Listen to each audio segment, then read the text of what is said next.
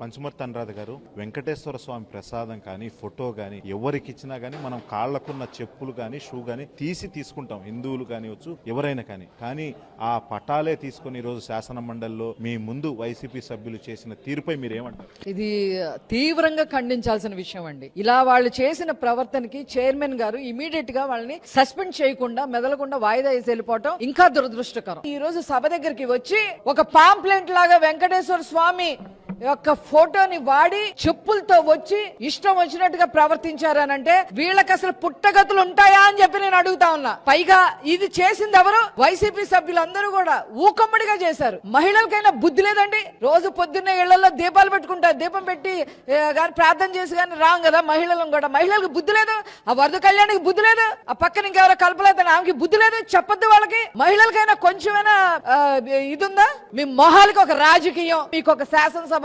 సభ్యులుగా మీకు ఒక ట్యాగ్ లైన్. ఏమనుకుంటున్నారు అసలు వెంకటేశ్వర స్వామి గురించి? ఇన్నిసార్లు ఇలా చేస్తారా? ఖబర్దార్ చెప్తున్నా, వెంకటేశ్వర స్వామి అన్ని చూడట్లేదని మీరు అనుకుంటున్నారేమో. మీ గొయ్యి మీరే తవ్వుకున్నారు. ఈ రోజు